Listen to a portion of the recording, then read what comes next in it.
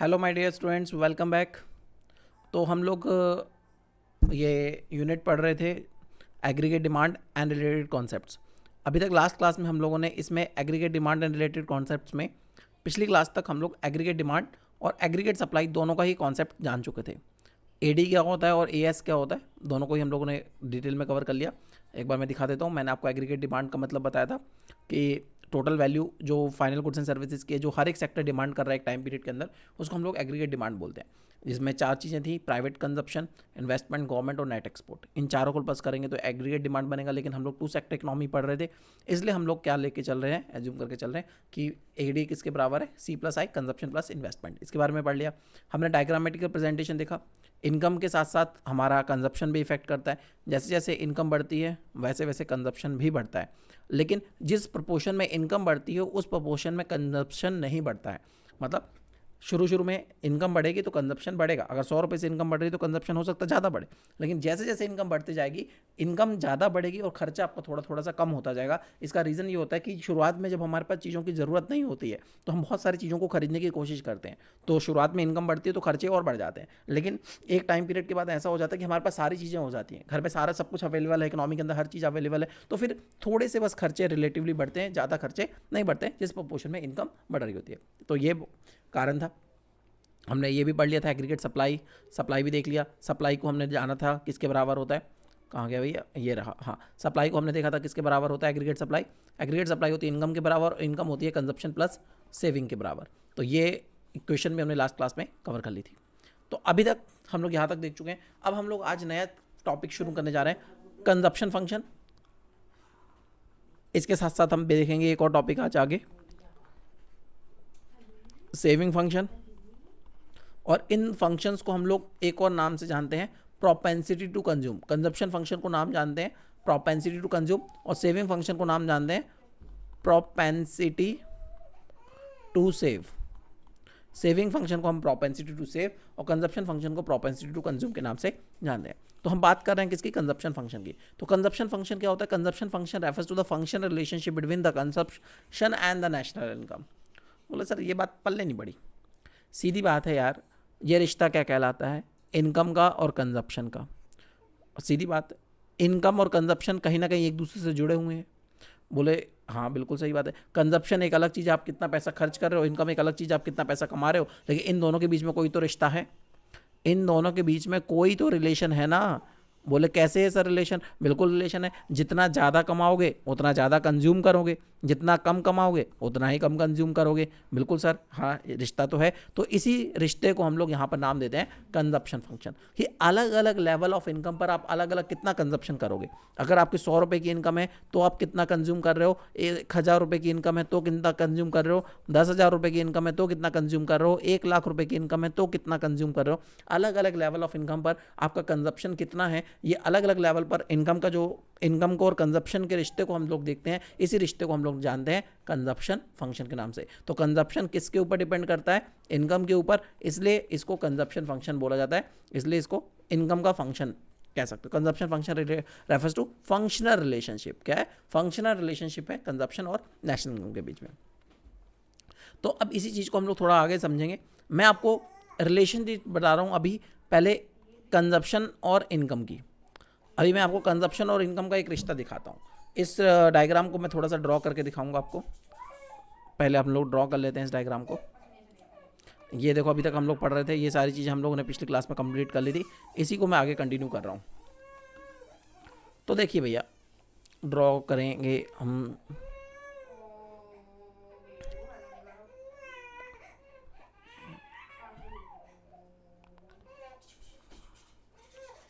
ये हमारा चार्ट बन गया, ग्राफ बन गया। अच्छा, हमें पता था सेविंग कर्व, अभी बनाई थी ना पिछले में, सप्लाई कर्व, उसी को बनाने जा रहा हूँ। याद होगी आप लोगों को सप्लाई कर्व? नहीं है याद? अरे यार ये क्या बन गया, ये बाई जी रोने लगती हैं पीछे से। ये हो गई आपकी सप्लाई कर्व, एग्रीगेट सप्लाई। और एग्रीगेट सप्लाई को ही हमने किस नाम से जाना था? एग्रीगेट सप्लाई को हमने किस नाम से जाना था? एग्रीगेट सप्लाई को हमने जाना था ये इनकम के बराबर होती है। और इनकम किसके बराबर होती है, कंजप्शन प्लस सेविंग के बराबर। चलो फिलहाल लिखने की जरूरत नहीं है, इसी को हम लोग इनकम कर्व के मान से जान सकते हैं। ये हमारी क्या है, इनकम कर्व है, 45 डिग्री कर्व रहती है। हाँ, अब कंजप्शन कर्व बनाए। बिल्कुल सर, बिल्कुल ड्रॉ करिए कंजप्शन कर्व, हम कब से इंतजार कर रहे हैं कि आप कंजप्शन कर्व बनाओगे। बिल्कुल, तो ये रही आपकी कंजप्शन कर्व। आपको पता है कंजप्शन कर्व जीरो से स्टार्ट नहीं होती है, ऊपर से स्टार्ट होती है और ये कुछ इस तरह से जाती है। बिल्कुल, अब एक ही ग्राफ पे जब हमने दोनों बनाए तो आपको एक चीज़ समझ में आई होगी। यहाँ पर ये आपकी कंजप्शन कर्व है, ये हमारी कंजप्शन है। अच्छा, मैं एडी नहीं बना रहा हूँ, सिर्फ कंजप्शन बना रहा हूँ। इसको थोड़ी सी और ऊपर से बनेगी तो एडी कर्व बन जाएगी, हम सिर्फ कंजप्शन की बात कर रहे हैं। तो यहाँ पर आप शुरुआत में देखेंगे कि ग्रीन वाली कर्व ब्लैक वाली कर्व से ऊपर है। ये क्या शो कर रहा है यहाँ पर, इस रिश्ते को क्या नाम दे। यहाँ पर इसको रेड कलर कर रहा हूँ मैं, हाईलाइट कर रहा हूँ ताकि आपको क्लियर हो जाए बात। ये देखिए, ये वाला हिस्सा ऊपर है, ये वाला हिस्सा ऊपर है, इसका मतलब कंजप्शन ज़्यादा है, खर्चा ज़्यादा है। इसी बात से शो हो रहा है ये बात यही शो करती है कि कंजप्शन हमारा ज़्यादा है। बिल्कुल सही बात है सर, ये बात यही शो करती है कि कंजप्शन हमारा ज़्यादा है, और तो इससे कुछ शो होता नहीं है। और इससे एक बात और शो होती है, उसी का कान पकड़ के दोबारा से घुमा लो कि इनकम कम है, कंजप्शन ज़्यादा है और इनकम कम है। इस एरिया में जितनी जगह पर ये रेड कलर है, ये बात यही रिप्रेजेंट करती है कि income is less than consumption. सही है, मतलब ये घाटे वाली सिचुएशन है, income is less than consumption या consumption is greater than income. यहाँ पर आपका कंजप्शन ज़्यादा है और इनकम कम है, ये घाटे वाली कंडीशन है। अच्छा, अब मुझे बताओ, जब आप कमा रहे, इसको ऐसे नंबर्स में कह सकते हो, जब आप कमा 100 रुपये रहे हो और खर्चा 150 रुपया कर रहे हो, कमा आप 100 रुपया रहे हो, 200 रुपया रहे हो और खर्चा 230 कर रहे हो, कमा आप 300 रुपया रहे हो और खर्चा 310 रुपये कर रहे हो, और कमा आप 400 रुपये रहे हो, खर्चा आप 400 रुपये कर रहे हो, तो जो एक्स्ट्रा यहाँ पर खर्चा हुआ, 100 रुपये की इनकम थी, खर्चा 50 150 किया, तो माइनस में 50 गए, यहाँ पे माइनस में 30 गए, यहाँ पे माइनस में 10 गए, यहाँ पर कुछ नहीं गया। तो ये इतने लेवल तक जो आप माइनस में जा रहे थे, ये कहाँ से आ रहा था, ये घर की पुरानी सेविंग्स को ख़त्म कर रहे थे। घर की पुरानी सेविंग्स को हम लोग ख़त्म कर रहे थे, उसको नाम क्या देते हैं, उसको बोलते हैं डिस सेविंग्स। आप क्या कर रहे थे, डिस सेविंग। तो इसी टर्म को यहाँ पर लिखेंगे, ये यहाँ पर हो रही थी डिस सेविंग, यहाँ तक क्या हो रही थी, डिस सेविंग्स हो रही थी। अच्छा, फिर क्या हो गया, एक टाइम ऐसा आ गया कि इनकम किसके बराबर हो गई, एक टाइम ऐसा आ गया कि इनकम किसके बराबर हो गई, कंजप्शन के बराबर हो गई। तो ये वाला पॉइंट वो वाला पॉइंट आ गया जिस पॉइंट पर इनकम कंजप्शन के बराबर हो गई, इनकम इक्वल टू कंजप्शन। इस पॉइंट को हम लोग क्या नाम देते हैं, इस पॉइंट को ई पॉइंट बोलते हैं। ये है इक्विलिब्रियम पॉइंट। ये कौन सा पॉइंट है, इक्विलिब्रियम पॉइंट। जिस पॉइंट पर आपकी इनकम कंजप्शन के बराबर हो गई, वो पॉइंट इक्विलिब्रियम पॉइंट है।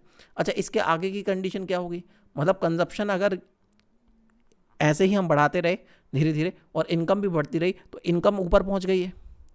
अब ये पॉइंट ऐसा है कि इनकम हमारी ऊपर है और कंजप्शन हमारा नीचे है, तो ये ग्रीन सिग्नल हो गया भैया। अब ये वाला पॉइंट कहाँ पर जाएगा, मतलब आप कितने रहे हो, इस कंडीशन में ऐसा हो गया, आपकी कमाई 420 रुपये हो गई, नहीं 520 रुपये हो गई और खर्चा आपका 500 है। फिर इनकम आपकी 650 रुपये हो गई और खर्चा आपका 600 है। अब आपकी इनकम 780 रुपये हो गई और खर्चा आपका 700 है। तो ये क्या होती जा रही है, आप कमा 520 रहे हो, खर्चा 500 कर रहे हो, तो 20 रुपये तो बचा रहे हो ना। तो 20 रुपये जो बचा रहे हो वो क्या कर रहे हो, सेविंग कर रहे हो। वैसे 650 कमा रहे हो और 600 खर्च कर रहे हो, तो 50 रुपये क्या कर रहे हो, सेविंग कर रहे हो। तो वही बात जहाँ पर जो हो रही है कि एग्रीगेट सप्लाई या फिर इनकम आपकी ज़्यादा है और कंजप्शन आपका कम है, तो ये जो एक्स्ट्रा इनकम यहाँ पर हो रही है, इस पैसे को हम इकोनॉमी में कहाँ पर डालते हैं, सेविंग्स में डालते हैं। ये हमारी क्या हो रही है, सेविंग्स हो रही है। ये हमारी इनकम कर्व, ये कंजप्शन कर्व। तो इस डायग्राम से आपको एक ही डायग्राम में दो चीज़ें देखने को मिली। ये यहाँ पर इनकम और कंजप्शन का आपको रिलेशन देखने को मिला, इनकम और कंजप्शन का यहाँ पर रिलेशन देखने को मिला। और आप कह सकते हो इस लेवल ऑफ इनकम पर, किस लेवल ऑफ इनकम पर, अरे इस लेवल ऑफ इनकम पर हमारे देश में, अरे भैया टेढ़ी काहे हो जाते हो, टेढ़ा कैसे हो गए तुम लोग, तो ऐसे बना लेते हैं लोग। इस लेवल ऑफ इनकम पर आपका क्या था, कंजप्शन बराबर था सेविंग के। ये कहाँ चला गया भैया, ये भी अलग ही चलता है, अलग ही नशे में। चलिए, यहाँ तक की बात हमारी क्लियर होगी। जब इस लेवल ऑफ इनकम पर होगी, जब इतनी इनकम होगी देश में, यहाँ पर अब इस डायग्राम को और अच्छे से बना देते हैं। ये हमारा एक्स एक्सिस था, ये हमारा वाई एक्सिस था, यहाँ पर हमने इनकम को शो किया हुआ था, और यहाँ पर हम कहाँ पे क्या शो कर रहे थे, कंजप्शन शो कर रहे थे। यहाँ पर हम शो कर रहे थे कंजप्शन, और ये ज़ीरो लेवल था।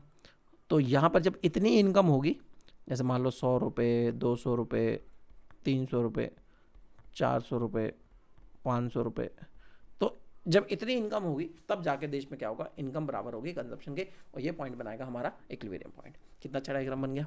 चलिए आगे बढ़ते हैं, शायद आपको पसंद आया हो। तो यहाँ पे देख लीजिए, यहाँ पर हमने इनकम और कंजप्शन को एक साथ ले लिया। जब हमारी इनकम 0 थी, कंजप्शन कितना था, 40 था, इनकम 100 ही, कंजप्शन 120 हो गया, इनकम 200, कंजप्शन भी 200 हो गया। तो जिस पॉइंट पर इनकम और कंजप्शन बराबर बराबर हो गए, वो पॉइंट हमारा क्या पॉइंट हो गया, इस पॉइंट को हम लोग ब्रेक इवन पॉइंट का नाम देते हैं। जिस पॉइंट पर जीरो सेविंग होती है, इस पॉइंट को हम लोग नाम देंगे ब्रेक इवन पॉइंट। जहाँ पर इनकम बराबर है कंजप्शन के, यहाँ पे इन दोनों के बीच में इक्विलिब्रियम बन रहा है, जहाँ पर जीरो सेविंग्स है, उस पॉइंट को हम लोग क्या बोलते हैं, ब्रेक इवन पॉइंट बोलते हैं। ये हो गया। अच्छा, कुछ इंपॉर्टेंट ऑब्जर्वेशंस करते हैं। कंजप्शन कर्व कहाँ से स्टार्ट होती है हमेशा ही, जैसे मैंने ये आपकी ब्रेक इवन पॉइंट बना रहा था, तो यहाँ पर कंजप्शन कर्व यहाँ से शुरू हो रही थी, इनकम कर्व 45 डिग्री यहाँ पर ऐसे जा रही थी, थोड़ा टेढ़ा हो गया, लेकिन कंजप्शन कर्व हमेशा आपकी यहाँ से शुरू हो रही थी। तो ये कंजप्शन कर्व ऊपर से क्यों शुरू हो रही है, क्योंकि जीरो लेवल ऑफ इनकम पर भी कुछ ना कुछ कंजप्शन होता है। वही बात आगे पीछे जो हमने पढ़ा था, कंजप्शन कर्व हमेशा ही वाई एक्सिस से स्टार्ट होगी, क्योंकि भले ही इनकम नेशनल इनकम जीरो, खर्चा आपका कुछ ना कुछ रहेगा ही।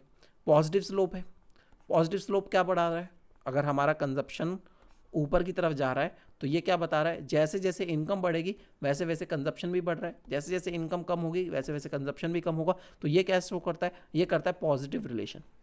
किसी भी चीज़, किसी भी दो वेरिएबल्स के बीच में अगर रिश्ता पॉजिटिव होता है, डायरेक्ट इंपैक्ट पड़ता है दोनों के एक दूसरे के ऊपर, तो वो उसका कर्व हमेशा ही ऊपर की तरफ जाएगा। फिर आता है तीसरा, income is less than consumption. बिल्कुल शुरुआती पॉइंट में क्या था, शुरुआती पॉइंट में कंजप्शन ये था, इनकम ये थी, तो ये बीच वाला हिस्सा जो नीचे वाला था, जब इनकम नीचे थी कंजप्शन ऊपर था, तो ये वाला क्या पॉइंट शो कर रहा था, डिस सेविंग्स, यहाँ पर शो हो रही थी डिस सेविंग्स। और जब हमारा कंजप्शन और इनकम दोनों ही बराबर हो गई, तो इस पॉइंट को हम लोगों ने क्या नाम दिया, ब्रेक इवन पॉइंट। और फिर एक टाइम ऐसा आया कि इनकम ऊपर चली गई, कंजप्शन नीचे रह गया, तो ये वाला पॉइंट वाला आ गया सेविंग्स। अलग अलग टुकड़ों में उसी बात को मैंने आपको समझा दिया। तो यहाँ पर आप लोगों को इनकम और कंजप्शन के बीच का रिश्ता देखने को मिल गया।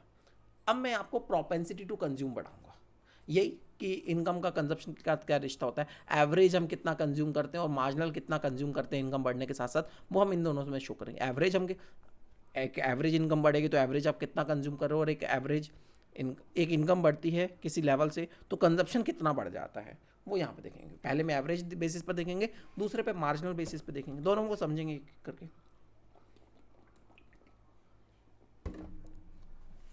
जैसे प्रोपेंसिटी टू कंज्यूम है, वैसे हमारा आगे प्रोपेंसिटी टू सेव भी है।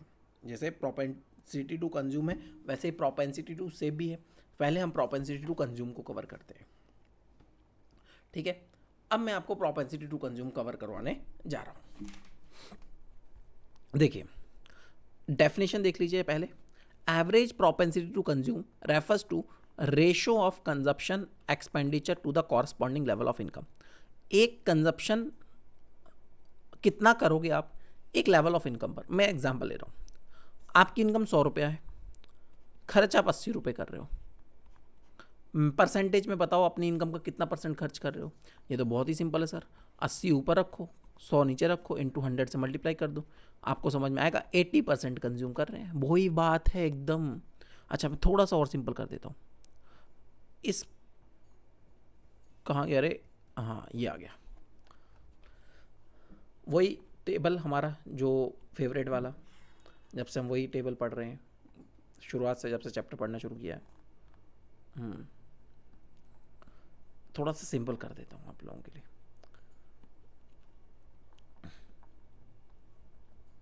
Tin tin tin tin tin, हाँ यहाँ पर, अरे अरे भावुक, ये इनकम, ये इनकम, ये कंजप्शन, तो आपको क्या निकालना है, एपीसी निकालना है। आपको क्या निकालना है, एवरेज प्रोपेंसिटी टू कंज्यूम निकालना है, सिंपल सी बात है। अच्छा 0 रुपया कमा रहे हो, खर्चा कर रहे थे कुछ, बिल्कुल कर रहे थे 40 रुपये। 100 रुपये कमा रहे थे, कितना खर्च कर रहे थे, 120 रुपये। 200 रुपये कमा रहे थे, कितना खर्च कर रहे थे सर, 200 रुपये। 300 रुपये कमा रहे थे, कितना खर्च कर रहे थे सर, 280 रुपये। 400 रुपये कमा रहे थे, कितना खर्च कर रहे थे, 360 रुपये। अरे सर कितना सिंपल। अब मैं बोलूँ कि बताओ आप अपनी इनकम का कितना परसेंटेज खर्च कर रहे थे, आप अपनी इनकम का कितना परसेंटेज खर्च कर रहे थे, तो यहाँ पर तो कुछ नहीं निकलने वाला, इनकम ही नहीं है तो परसेंटेज कहाँ से निकलेगा। अच्छा यहाँ से देखते हैं, मैं कमा तो रहा हूँ 100 रुपया, खर्च मैं 120 कर रहा हूँ, खर्च मैं 120 कर रहा हूँ, इंटू 100 कर दो, तो मैं कितने परसेंट पैसा खर्च कर रहा हूँ, अपनी इनकम का कितना परसेंट खर्च कर रहा हूँ, 120% खर्च कर रहा हूँ। सही बात है, मैं अपनी इनकम का 120% खर्च कर रहा हूँ। चलिए ठीक है, 200 रुपया कमा रहा हूँ और 200 रुपया ही खर्च कर रहा हूँ, मैं अपनी इनकम का कितना परसेंट खर्च कर रहा हूँ सर, 100%। जितना कमा रहे हो उतना ही खर्च कर रहे हो, मतलब 100% कंज्यूम कर रहे हो। क्या सिंपल सा आंसर है। अच्छा 300 रुपया कमा रहा हूँ और 280 रुपये खर्च कर रहा हूँ, तो कितना खर्च कर रहा हूँ, इधर से इधर काट दें। अब ये नहीं कटने वाला भाई साहब, थोड़ा सा आपको कष्ट देना चाहूँगा, क्यों, क्योंकि मैं नहीं हाथ से कैलकुलेट करूँगा, मेरे को बड़ी समस्या है। 280 को डिवाइड करेंगे अगर हम 3 के साथ, क्योंकि 2 जीरो से 2 जीरो तो कट गए, 93.3%। देख लो, अगर आप 280 रुपये खर्च कर रहे हो 300 रुपये कमाने के बाद, तो आप एवरेज कितना पैसा खर्च कर रहे हो, अपनी इनकम का 93.3% पैसा खर्च करो। वाह सर। अच्छा 360 रुपये खर्च कर रहे हो, 400 रुपया कमा रहे हो, तो कितना आएगा, ये तो मेरे को पता है 90 आ जाएगा। तो आप कितना पैसा खर्च कर रहे हो, अपनी इनकम का 90% पैसा खर्च कर रहे हो। समझ रहे हो। तो ये मैंने आपको परसेंटेज में शो किया। इसी चीज़ को अगर परसेंटेज में हटा दें, इसको परसेंटेज के साइन को हटा दें, नॉर्मली कैलकुलेट करें, तो क्या पता चलेगा, तो हमें पता चलेगा कि 100 रुपया कमाए, मतलब फ्रैक्शन में या पॉइंट में कैलकुलेट करें, वही बात है, परसेंटेज में कन्वर्ट कर लो चाहे पॉइंट में, आंसर बराबर रहता है।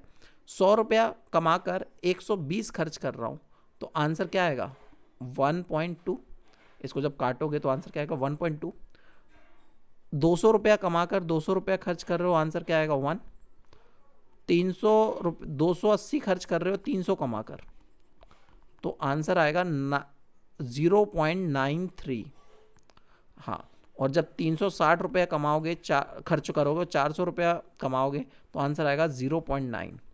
तो इसी चीज़ को अगर परसेंटेज में कवर कर दें, इसी चीज़ को परसेंटेज में कन्वर्ट कर दें, तो आपको पता चलेगा कि आप अपनी इनकम का 20% ज़्यादा खर्च करो, जितने आपकी इनकम है उससे भी ज़्यादा 20% ज़्यादा खर्च कर रहे हो। मतलब अगर आप 100 रुपये कमा रहे हो तो 120 रुपये खर्च कर रहे हो, यहाँ से ये शो हो रहा है 120%। 100% खर्च करो, मतलब जितना कमा रहे हो उतना कंजप्शन कर रहे हो। यहाँ पे 93.3% कंज्यूम करो, मतलब जितना भी आपने 100 रुपये कमाए तो 93 रुपये अपने खर्च कर लिए। और यहाँ पर अगर 100 रुपया कमा रहे हो तो 90 रुपये खर्च कर रहे हो, यहाँ से तो ये शो हो रहा है। इसी चीज़ को हम दूसरे तरीके से भी बोल सकते हैं कि अगर बेटा आप 1 रुपया कमा रहे हो तो आप 1 रुपये 20 पैसे खर्च कर रहे हो।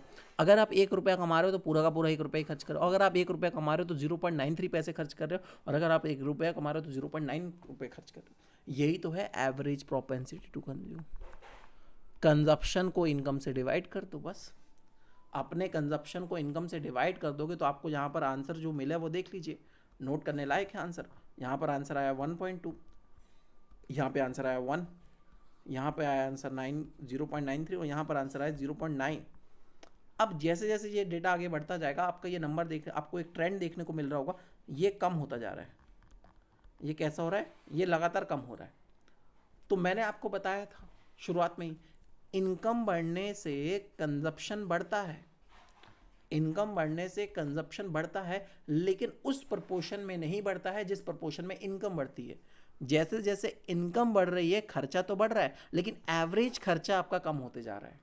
यहाँ से हमें ये पता चलता है कि इनकम बढ़ने से कंजप्शन बढ़ता है, ये बिल्कुल सही है, लेकिन एवरेज कंजप्शन हमारा कम होने लगता है। ये देखिए, एवरेज आपका लगातार कम होता जा रहा है, यहाँ पे एवरेज नंबर्स हमारे कम होते जा रहे हैं। परसेंटेज में भी देखोगे तो भी नंबर आपके लगातार कम होते जा रहे हैं।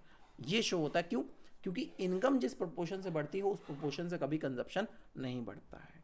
इसी वजह से ये एवरेज जो होता है हमारा कम होने लगता है। तो अब आई थिंक आप लोगों को ये बात क्लियर हो गई होगी। तो एवरेज प्रोपेंसिटी टू कंज्यूम, ये डायग्राम पता नहीं कहाँ की कहाँ है, इसको इग्नोर करो, स्लाइड में हिल गई वो। तो इनकम के बढ़ने से कंजप्शन बढ़ेगा और एवरेज देखना चाहते हो कितनी इनकम बढ़ने से कितना कंजप्शन बढ़ेगा, तो उसके लिए निकाल लीजिए average propensity to consume, C upon Y, C upon Y, बस फॉर्मूला आपका बन गया। अच्छा, कुछ इंपॉर्टेंट पॉइंट, अब इसी को डायग्राम पे शो करना है, इसी बात को हमें डायग्राम पे भी तो शो करना है। क्या बात करते हो सर? हाँ बेटा, इसी को तो एवरेज को डायग्राम पे भी तो शो करना पड़ेगा। 1 मिनट जस्ट।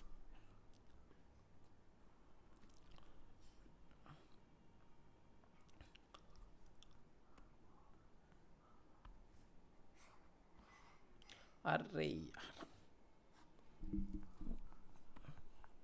लीजिए ये वाई एक्सिस, ये आपका एक्स एक्सिस, ऐसे ही चाहिए बनाना है ना, वैसे कुछ का कुछ गड़बड़ होता है। ये आपका वाई एक्सिस है, ये आपका एक्स एक्सिस है, और यहाँ पर हमने फिर से वही, एक तरफ इनकम ले रखी है और एक तरफ मैंने कंजप्शन ले रखा है। और ये पॉइंट क्या बता रहा है?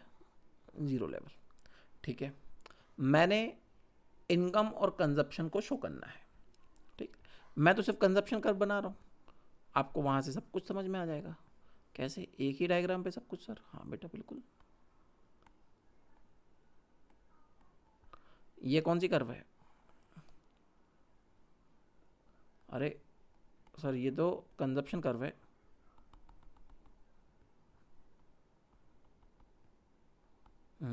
हो गया। ये पता नहीं क्या होता है। हाँ, ये तो सर हमारी कंजप्शन कर्व है, बिल्कुल समझ में आ गई कंजप्शन कर्व। क्या बात है, बड़े होशियार हो। ये हमारी कंजप्शन कर्व है। अच्छा, मैंने आपको फॉर्मूला बताया एपीसी का, कंजप्शन अपॉन इनकम। अच्छा, जब मेरी इनकम इतनी है, मान के चलता हूँ इतनी इनकम है, ठीक है, तो कितना कंजप्शन होना चाहिए? जब मेरी इनकम इतनी है, इस तरफ ले लेते हैं, हाँ, मैं इतना कमा रहा हूँ, ठीक है, तो मेरा कंजप्शन कितना होना चाहिए? सर इतना होना चाहिए। ऑब्वियस सी बात है, बिल्कुल सिंपल सी बात। जब मैं उतना कमा रहा हूँ तो मेरा कंजप्शन इतना है, कोई समस्या नहीं है इसमें। नहीं सर, कोई समस्या नहीं है। ये क्या रिप्रेजेंट कर रहा है यहाँ पर? ये इतना पॉइंट, मैं इस पॉइंट को नाम दे देता हूँ ओ वाई, ये इनकम है। इस पॉइंट को नाम दे देता हूँ ओ सी, ये कंजप्शन है, ठीक है। और ये वाला पॉइंट हमारा मान के चलते हैं पी है, कोई भी नाम दे सकते हो। अच्छा, अगर मुझे अपनी इनकम रिप्रेजेंट करनी है तो मेरी इनकम कहाँ पे है? मेरी इनकम है यहाँ से लेके यहाँ पर। तो अगर मैं अपनी इनकम को रिप्रेजेंट करूँ तो इनकम है मेरी ओ से लेके वाई तक, बिल्कुल सही बात है। अगर मैं अपना कंजप्शन रिप्रेजेंट करूँ तो कहाँ पर होगा? वो होगा यहाँ से लेके यहाँ तक, बिल्कुल। कंजप्शन मेरा है ओ से लेकर सी तक। तो अब मैं तुम लोगों से पूछ क्या रहा हूँ? मैं तुम लोगों से पूछ रहा हूँ कि मुझे बताओ एपीसी कितना है, एवरेज प्रोपेंसिटी टू कंज्यूम। तो तुम लोगों को फॉर्मूला तो पता ही है, कंजप्शन अपॉन इनकम। और कंजप्शन कहाँ पर शो हो रही है? ओ सी पॉइंट पर, या सी ओ, जो भी आपको बोलना है, ओ सी। और इनकम कहाँ पर शो हो रही है? O Y. लो, दैट्स ऑल, कहानी खत्म। यही तो हमारी इनकम थी, यही हमारी कंजप्शन थी, यहाँ पे हमारा निकला है। आप निकाल लीजिए एवरेज प्रोपेंसिटी टू कंज्यूम। कैसे निकलेगा? O C upon O Y, that simple, simple as it is. कितना सिंपल पॉइंट था, बिल्कुल सर, कितना सिंपल था, बन गया। बच्चों को डायग्राम में कन्फ्यूजन हो जाती थी, मैंने यहाँ पे बिल्कुल आपको एक नंबर क्लियर कर दिया है। अब इसके आगे तो समस्या नहीं होगी। अब कुछ इंपॉर्टेंट पॉइंट्स हैं जो आपको एपीसी के बारे में पता होने चाहिए। Some important point you know about the APC. तो देखिए यहाँ पर, बार मम्मी को दिखाना।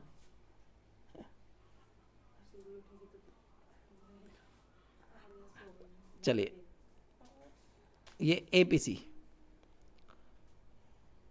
फिर से बना देते हैं। सारे पॉइंट यहीं पर हैं इसलिए बना रहा हूँ दोबारा से। और ये पॉइंट हमारी,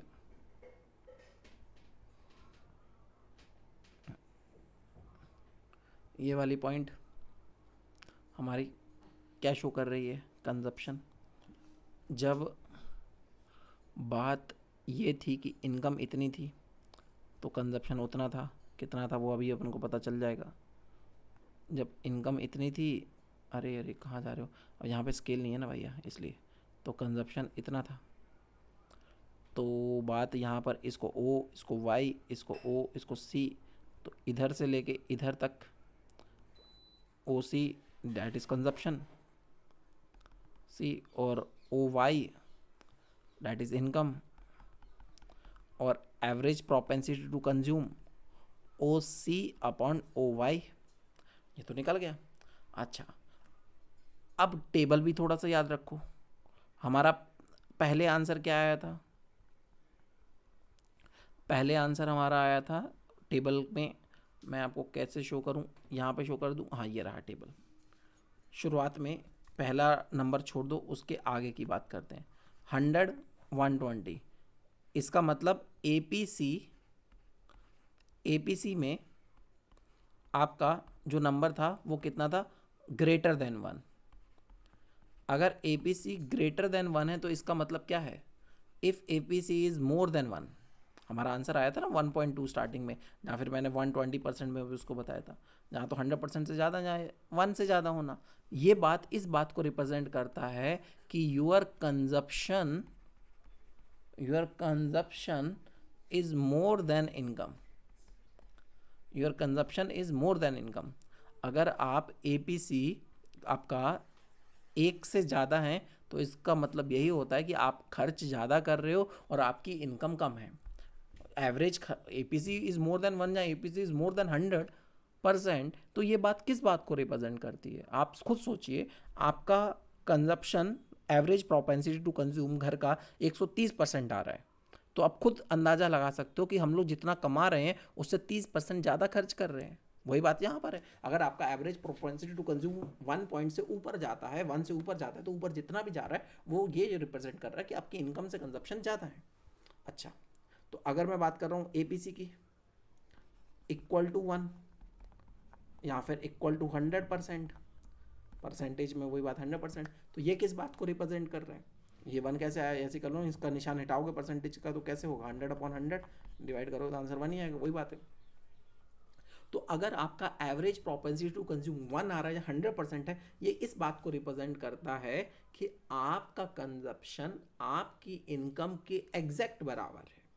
आप 100 रुपये कमा रहे हो तो खर्च भी आप 100 रुपया ही कर रहे हो, वहाँ पर कोई असर नहीं है। अच्छा, फिर कंडीशन क्या हो गई थी हमारी? फिर एपीसी हमारा आया था 0.93, और फिर आया था एपीसी 0.9, और आगे करते तो और कम होता जाता। तो अगर एपीसी आपका 1 से नीचे है, ये इस बात पर को शो कर रहा है, ये इस बात को शो कर रहा है कि आपका इनकम ज़्यादा है, आपका खर्चा कम है। Income is more than consumption, income ज़्यादा है, कंजप्शन कम है। और एक चीज़ और आपको पता चलेगी कि लगातार हमारा एपीसी क्या हो रहा था? कम हो रहा था। एपीसी हमारा एवरेज प्रोपेंसिटी टू कंज्यूम लगातार नीचे आ रहा था, लगातार कम हो रहा था, लगातार कम हो रहा था। इस बात से क्या पता चलता है कि इनकम बढ़ने से कंजप्शन तो बढ़ता है, लेकिन एवरेज प्रोपेंसिटी टू कंज्यूम कम होता है, मतलब एवरेज खर्चा आपका कम होना शुरू हो जाता है। जैसे जैसे आपकी इनकम बढ़ती जाएगी आपका एवरेज खर्चा कम होने लगेगा। क्या एपीसी कभी ज़ीरो होगा? आप मुझे बता लो, खुद सोच लो, क्या आपका कंजप्शन कभी ज़ीरो होगा? ज़िंदगी में कभी कंजप्शन ज़ीरो होता है? कभी नहीं होता है। दुनिया के किसी भी स्टेज पे पहुंच जाना, खर्चा आपका ज़ीरो कभी नहीं होगा। ऐसा कभी हो नहीं सकता कि आपका खर्चा ज़ीरो है। तो जब आपका टोटल खर्चा ज़ीरो नहीं हो सकता तो एवरेज खर्चा कहाँ से ज़ीरो आएगा? टोटल से ही तो एवरेज निकलता है, कहीं ना कहीं टोटल्स को जोड़ते जाओ तो फिर उसको डिवाइड करके कहीं ना कहीं एवरेज निकलता है। जब टोटल ही जीरो नहीं हो सकता तो एवरेज तो जीरो कभी आएगा ही नहीं। वैसे ही आपका एवरेज प्रोपेंसिटी टू कंज्यूम 0.1 पहुंच जाएगा, 0.00001 पहुंच जाएगा, लेकिन जीरो कभी नहीं होगा। जीरो लेवल ऑफ इनकम पर भी कुछ ना कुछ कंजप्शन होता है, तो जीरो तो कभी हमारा एवरेज प्रोपेंसिटी टू कंज्यूम हो ही नहीं सकता। APC can never be zero. ये सारी इंपॉर्टेंट पॉइंट्स थे जो आपको एपीसी के बारे में जानने थे।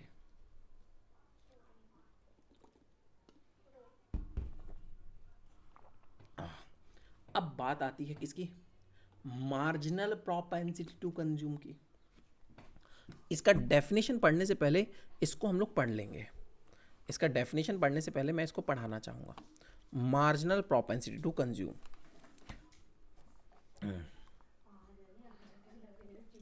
Marginal propensity to consume. अच्छा, इसको मैं पहले टेबल पे शो करता हूँ, पहले इसके लिए टेबल पे शो करते हैं।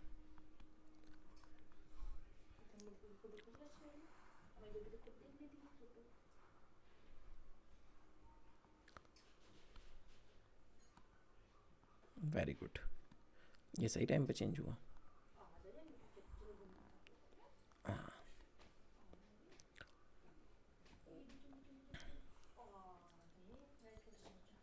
चार कॉलम लेंगे, सिर्फ समझाने के लिए ले रहा हूँ।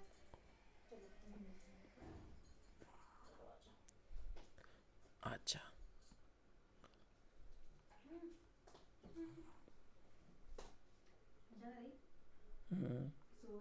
जग रही, चलिए। तो यहाँ पर सबसे पहले हम लोग क्या ले रहे हैं, सबसे पहले हम लोग ले रहे हैं इनकम। ठीक है, ये सारी इनकम करोड़ में है, देश की इनकम है तो करोड़ों में ही होगी। और यहाँ पर हम कंजप्शन ले रहे हैं और डेटा हमारे पास एक ही है, इसके अलावा हमारे पास कोई डेटा ही नहीं है, वही लेंगे हम तो हमेशा ही, हमेशा की तरह।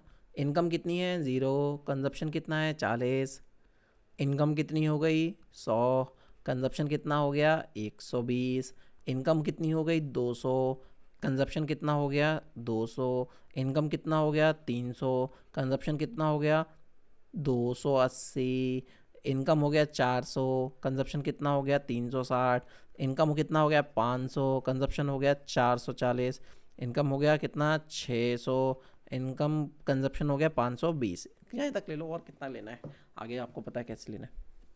चलिए ठीक है। अच्छा, मुझे आप बताओ कि इनकम में कितना चेंज आ रहा है हर बार।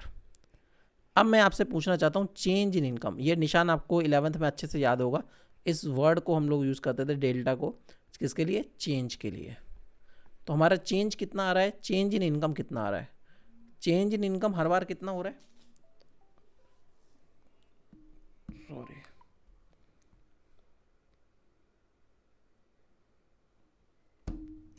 चेंज इन इनकम हो रहा है आपका हर बार। यहाँ पर तो ज़ीरो के पीछे क्या होगा, कुछ नहीं होगा। 0 से 100 तक आए इनकम कितनी चेंज हुई, 0 से 100 तक आया इनकम कितनी बढ़ गई 100 रुपये से, 100 करोड़ से। फिर 100 से 200 पर आए, फिर से कितनी इनकम में चेंज आया 100 रुपये। फिर 200 से 300 पर आया, इनकम कितनी चेंज हुई 100 से।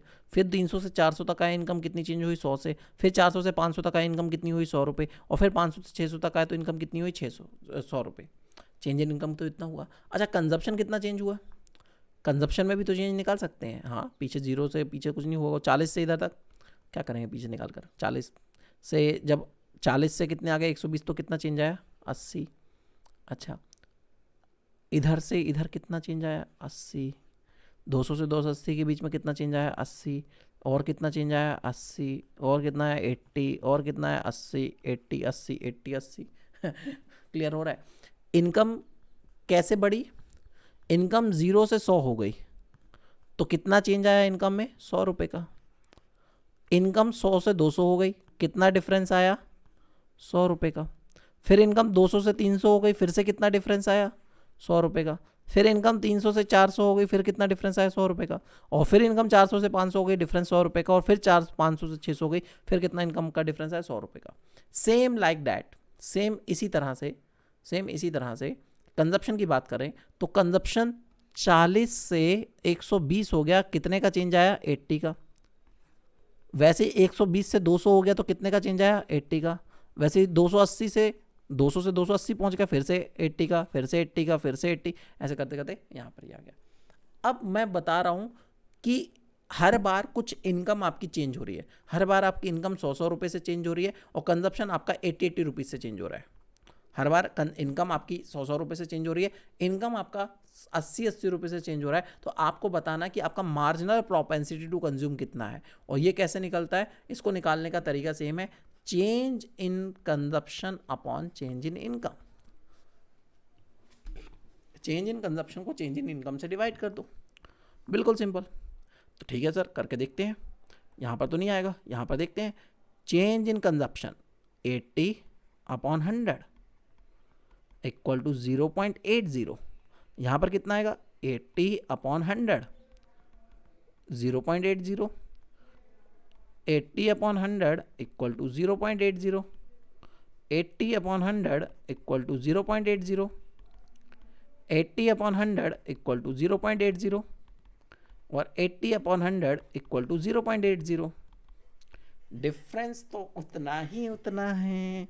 मतलब यहाँ से आपको क्या पता चल रहा है, ये बात आपको ये क्या रिप्रेजेंट करता है मार्जिनल प्रोपेंसिटी टू कंज्यूम, ये हमें ये रिप्रेजेंट कर रहा है कि हर बार जितनी आपकी इनकम बढ़ रही है उसका आप हर 1 रुपये बढ़ने पर आप उसका एक्स्ट्रा 0.8 रुपीज़ खर्च कर रहे हो। 1 रुपया बढ़ने पर आप 0.8 रुपीज़ एक्स्ट्रा खर्च कर रहे हो, या फिर आपके जब 100 रुपये बढ़ते हैं तो आप 80 रुपये खर्च करते हो। जब आपकी इनकम 100 रुपये से बढ़ जाती है तो आप 80 रुपये उसमें से एक्स्ट्रा खर्च कर लेते हो। हर बार जब आपकी इनकम 100 रुपये से बढ़ रही है तो आप 80 रुपीज़ खर्च कर रहे हो। जब आपकी इनकम 1 रुपये से बढ़ रही है तो आप 0.8 रुपये उसमें से खर्च कर रहे हो।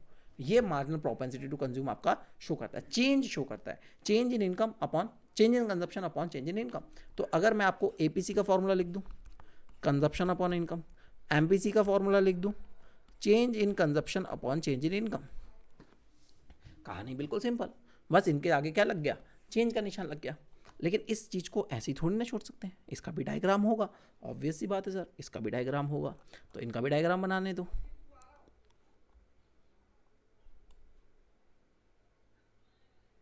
चलो ठीक है, यहाँ पर सही रहेगा। वाह सर,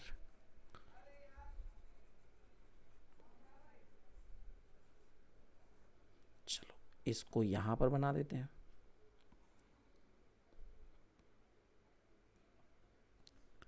इसको यहाँ पर बना देते हैं।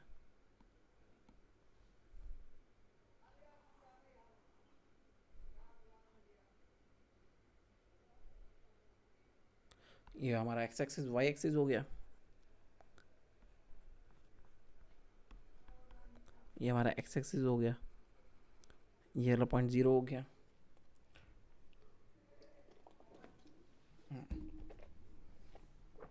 ठीक है, अब फिर से वही कंजप्शन कर्व बनाएंगे, फिर से क्या करेंगे, कंजप्शन कर्व बनाएंगे।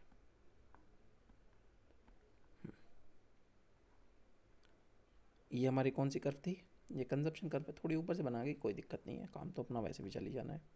अरे यार तुम नीचे, हाँ ये सही था, ये कंजप्शन कर्व है हमारी। हाँ सही है सर। नीचे हमने क्या लिया है, इनकम ली है, और यहाँ पर क्या लिया है, कंजप्शन लिया है। यहाँ पर हमने क्या लिया है, कंजप्शन लिया है।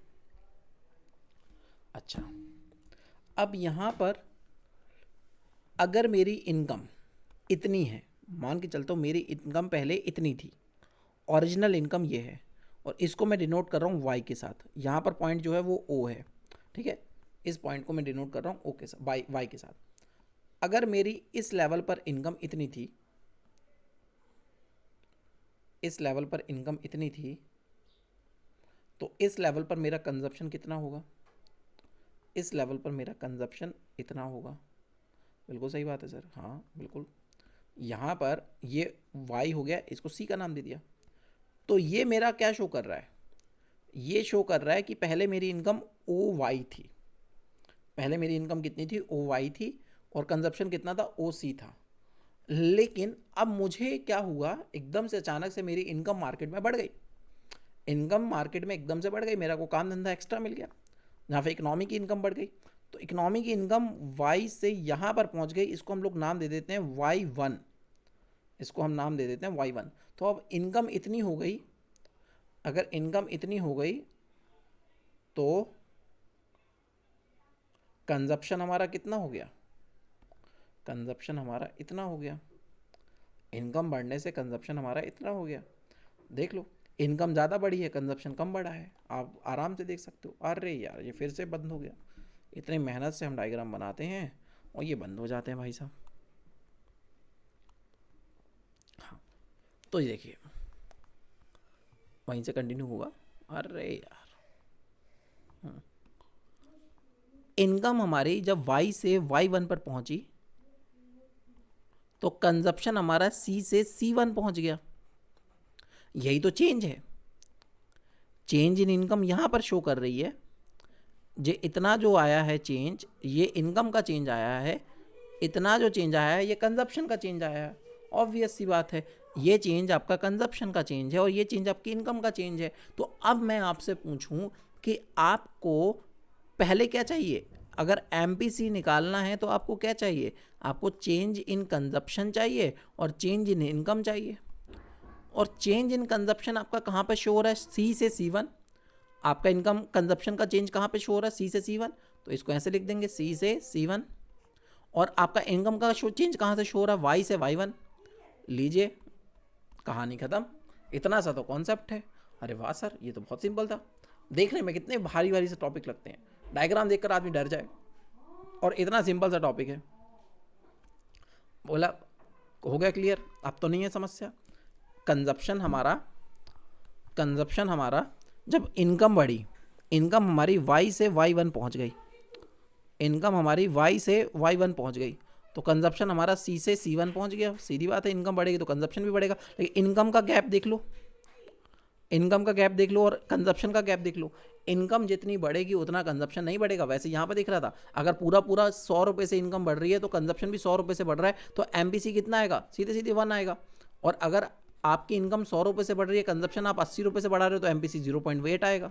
वही बात है, यहाँ पर शो हो रहा है हर 1 रुपये के बढ़ने पर आप कंजप्शन 0.8 रुपीज़ का बढ़ा रहे हो। अब इसी बात को हम लोग यहाँ पर देखते हैं, मार्जिनल प्रोपेंसिटी टू कंज्यूम कैसे निकलते हैं। एमपीसी निकालने का तरीका equal to change in consumption upon change in income. और यहाँ पर मैंने आपको दिखाया निकाल कर, हर बार जब इनकम आपकी 100 रुपये से बढ़ रही है, हर बार इनकम आपकी 100 रुपये से बढ़ रही है, तो चेंज इन इनकम ये आ गया 100। हर बार कंजप्शन कितने रुपये से बढ़ रहा है? 80 रुपीज़ से हर बार कंजप्शन बढ़ रहा है, तो आपने लिख दिया चेंज इन कंजप्शन 80 रुपीज़। और वही बात जब हमने कंजप्शन को डिवाइड करके इनकम से डिवाइड किया, चेंज इन कंजप्शन को चेंज इन इनकम से डिवाइड किया, 0.8 0.8 0.8 0.8, यही आंसर आया आपका। तो यहाँ से आपको समझ में आ गया इन सब की बातें, जो भी इन सब से रिलेटेड टॉपिक थे वो हमें समझ में आ गया। एक चीज़ तो हमें इसमें ये समझनी है, कि एमपीसी की वैल्यू हमेशा ही 0 से लेकर 1 के बीच में रहेगी। हमेशा ही 0 से 1 के बीच में रहेगी। 1 से ज़्यादा क्यों नहीं जा सकती? 1 से ज़्यादा क्यों नहीं जा सकती? क्योंकि अगर आपने 100 रुपये की इनकम बढ़ाई है तो कंजप्शन 150 रुपये का कैसे बढ़ा लोगे? 1 से ऊपर जाने का मतलब यही है कि इनकम आप 100 रुपये से बढ़ा रहे हो, कंजप्शन आप 150 रुपये से बढ़ा रहे हो। ऐसा नहीं होता, चेंज ज़्यादा नहीं आता। इनकम बढ़ने से कंजप्शन बढ़ता है और इनकम बढ़ने से कंजप्शन हमेशा इनकम से कम बढ़ता है। अगर इनकम 100 रुपये से बढ़ रही है तो ज़रूरी है कि कंजप्शन 100 रुपये से ज़्यादा नहीं जाएगा, मतलब 100 रुपये से एक्स्ट्रा इंक्रीज़ नहीं होगा, कम ही होगा। जैसे एग्जांपल ले सकते हो, इनकम हमारी 0 से 100 हो गई तो कंजप्शन हमारा 40 से 120 हुआ है, ना कि 0 से 120 हुआ है।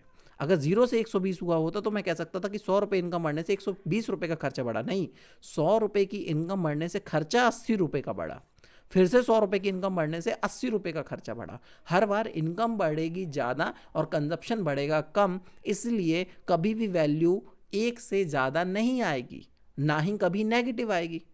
ऐसा नहीं होगा कभी भी कि आपने इनकम 100 रुपये से बढ़ाई, आपकी इनकम 100 रुपये से बढ़ी और खर्चा उल्टा 40 रुपये से कम हो गया।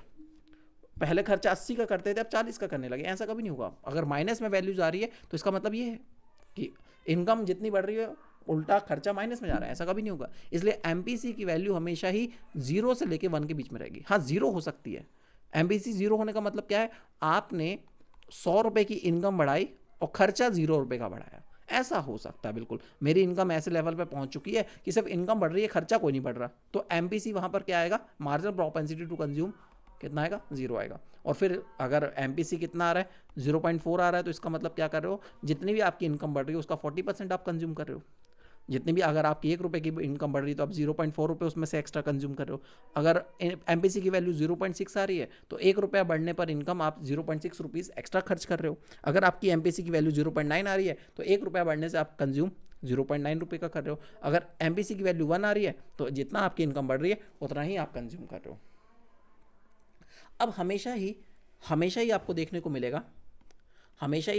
मिलेगा एमपीसी जो होगा रिच कंट्रीज़ का, वो हमेशा ही कम होगा as compare to poor countries. ये ऐसा क्यों? इसका रीज़न आप ऐसे समझ सकते हो। आप अपने आप को कंट्री की पॉइंट ऑफ व्यू से देखो, हम लोग अपने पॉइंट ऑफ व्यू से देखते हैं। मान लीजिए आज हम लोग बहुत गरीब हैं, हमारे पास घर में कुछ कोई साधन नहीं है, हम चूल्हे पे खाना बनाते हैं, मतलब वही लकड़ियों से खाना बनाते हैं, गैस सिलेंडर भी नहीं है, बड़ी मुश्किल से खाना इकट्ठा करते हैं। आज लेकिन मैं कितना कमाता हूँ, 50 रुपये कमाता हूँ एक दिन का, तो ये सब चल रहा है। एकदम से मैंने डेली मेरे को कहीं पे काम मिल गया और डेली की मेरी इनकम 200 रुपये की हो गई, डेली की इनकम मेरी 200 रुपये की होगी। तो अब मैं क्या कर रहा हूँ, मैं कोशिश करूँगा कि मेरे घर गैस सिलेंडर आ जाए, गैस स्टोव आ जाए, मेरे पास टीवी आ जाए, मेरे पास फ्रिज आ जाए, मेरे पास घर आ जाए रहने के लिए। तो इनकम तो मेरी 200 रुपये से बढ़ रही है, लेकिन खर्चे और ज़्यादा बढ़ने लगेंगे। मिडिल क्लास के साथ यही तो प्रॉब्लम है, इनकम थोड़ी सी बढ़ रही होती है, खर्चे और बहुत सारे बढ़ रहे होते हैं, क्योंकि हमारे पास चीज़ों की बहुत सारी रिक्वायरमेंट है, हमें बहुत सारी चीज़ों की ज़रूरत है। वही कंडीशन पुअर कंट्रीज़ के साथ है। अब पुअर कंट्रीज़ को रोड्स भी बनाने हैं, ब्रिजेस भी बनाने हैं, डैम्स भी बनाने हैं, और इनकम थोड़ी थोड़ी सी बढ़ रही है। तो पुअर कंट्रीज़ में एमपीसी क्या होगा, मार्जिनल प्रोपेंसिटी टू कंज्यूम। जितनी उनकी इनकम बढ़ेगी उस कंट्रीज़ की, उनके एक्सपेंडिचर और ज़्यादा बढ़ेंगे। और रिच कंट्रीज़ के साथ क्या है, उनके पास तो ऑलरेडी सब कुछ हो चुका है ना, उनके पास रोड भी है, डैम भी है, ब्रिज भी है, उनके पास सब कुछ है। तो अब उनके देश की इनकम बढ़ेगी तो बढ़ेगी, कंजप्शन भी बढ़ेगा, लेकिन कंजप्शन उतना नहीं बढ़ेगा जितना इनकम बढ़ेगा। तो इसलिए वहाँ पर एमपीसी की वैल्यू हमेशा ही कम मिलेगी, और पुअर कंट्रीज़ में एमपीसी की वैल्यू हमेशा ही ज़्यादा मिलेगी। आई थिंक ये बात मैं आपको पूरी तरह से क्लियर कर चुका हूँ अब। तो मुझे नहीं लगता अब यहाँ पर एमपीसी में किसी को और कोई कन्फ्यूज़न होनी चाहिए।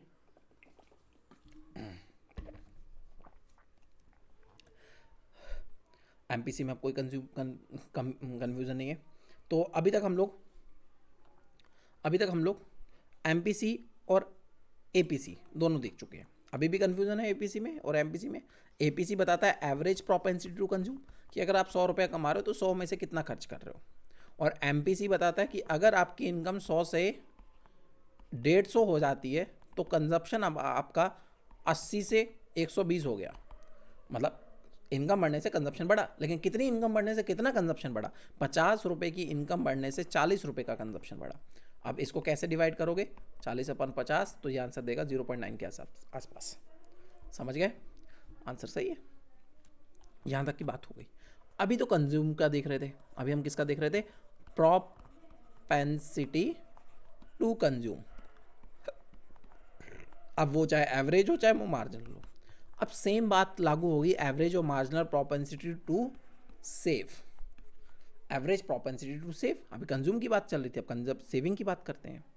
सेविंग की बात करने से पहले 1 मिनट का ब्रेक ले लो, मैं क्लास एंड नहीं कर रहा हूँ, 1 मिनट जस्ट रुक जाते हैं, फिर हम लोग प्रोपेंसिटी टू सेव शुरू करते हैं।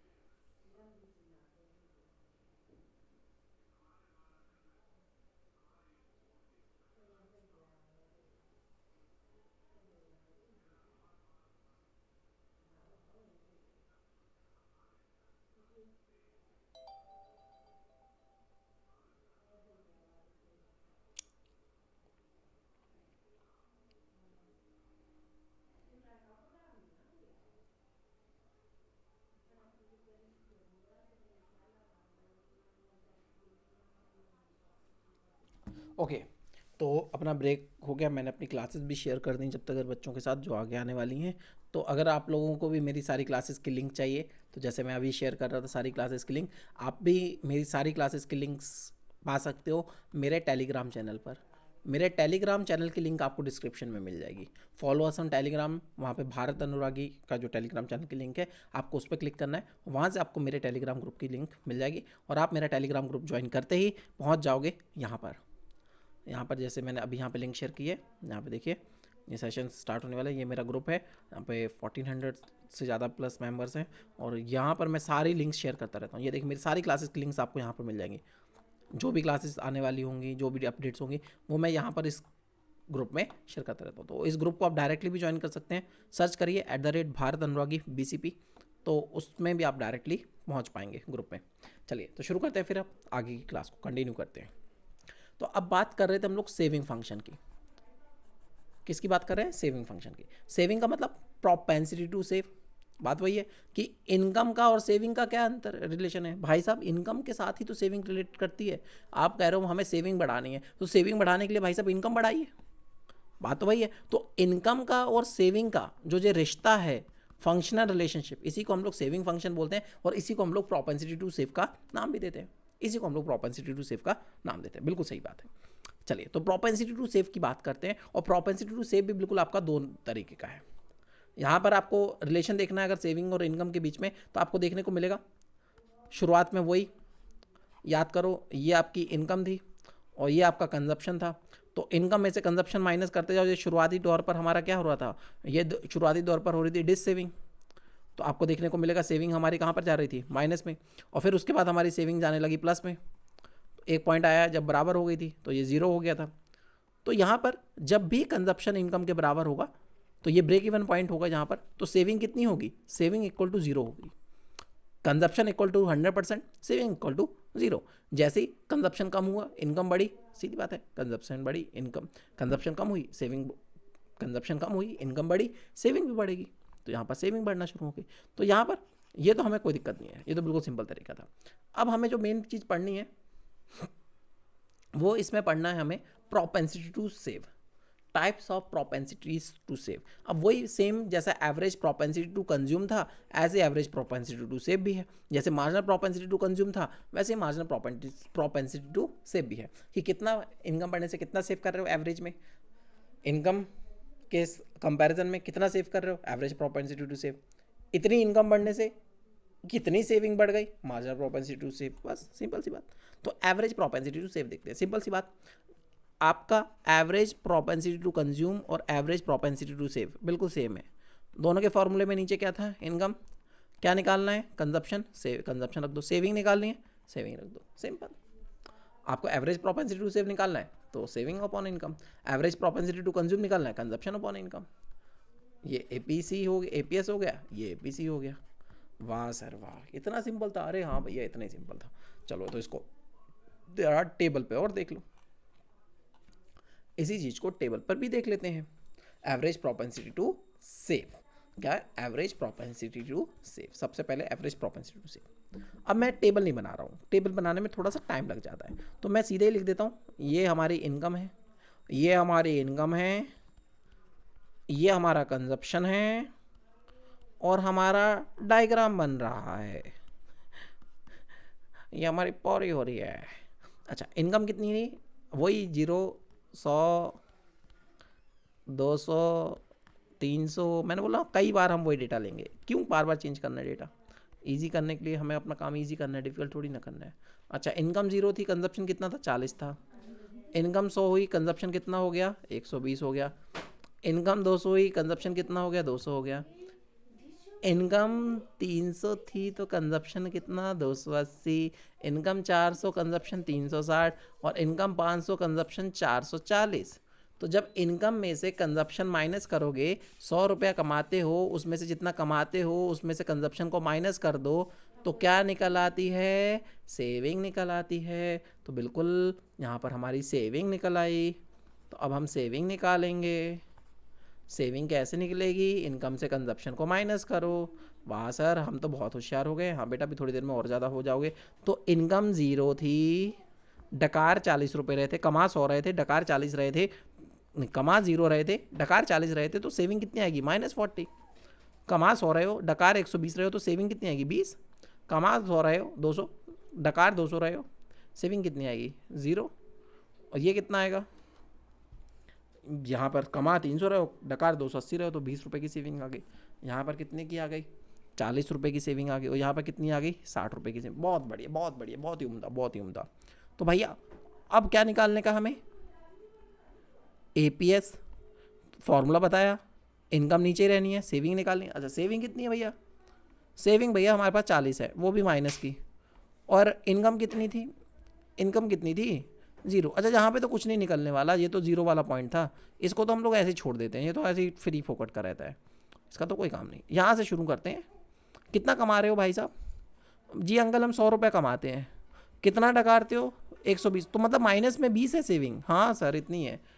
अरे वाह, तो इसको जब डिवाइड करोगे तो आंसर कितना आएगा? -0.20। हाँ वही तो आ गया, मतलब 20% आपकी सेविंग माइनस में जा रही है। अच्छा 0 रुपया सेव है, 100 रुपया कमाया था, 100 रुपया कमाया, 200 रुपया कमाया था, सेव 0 किया है, तो आंसर कितना आएगा? आंसर भी 0 आएगा, बिल्कुल सही बात है। अच्छा 20 रुपया कमाया है, नहीं 20 रुपया सेव किया है, कमाया 300 है, तो अब निकालो 0 पॉइंट करीब 067 के आसपास आएगा। मैंने तो देख के लिख दिया, मेरे बगल में लिखा हुआ था। अच्छा 40 रुपया सेव किया है, कमाया 400 है, तो कितना आएगा? 0.1, मतलब 100 रुपये में 10%। अच्छा आखिरी में 440, अरे 60, 500, तो ये कितना आएगा? 6 को 5 से, तो भैया ये तो कैलकुलेटर उल्टा हो जाएगा, नहीं तो हम गलत नहीं करूँगा, कैलकुलेटर यूज़ करूँगा, मेरे को नहीं पता। तो 6 डिवाइड बाय 5, अरे उल्टा कर दिया। 60 डिवाइड बाय 500, 0.1। क्लियर हो गया? तो एवरेज प्रोपेंसिटी टू सेव कैसे निकलता है? सेविंग को इनकम से डिवाइड करते जाओ, सेविंग्स को इनकम से डिवाइड करते जाओ, तो आपका average propensity to consume save निकलता आएगा। सिंपल सी बात थी। अच्छा सेविंग कर्व कैसी होती है? इसको भी कर्व पे दिखाना पड़ेगा। सेविंग कर्व बेटा आपको अब थोड़ी सी नई चीज जानने को मिलेगी।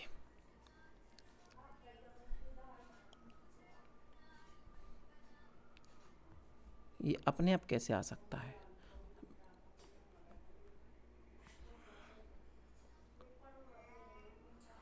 ये देखिए यहाँ पर अब आपकी सेविंग जो शुरू हो रही है वो कहाँ से हो रही है बताइए। अच्छा पहले एक्सेस ले लें। लो भैया, एक तरफ मैं ले रहा हूँ सेविंग, हाँ एक तरफ मैं ले रहा हूँ इनकम, बिल्कुल एक तरफ मैंने सेविंग ले ली, एक तरफ इनकम ले ली। यहाँ पर माइनस में ले जाते हैं 10। अरे यार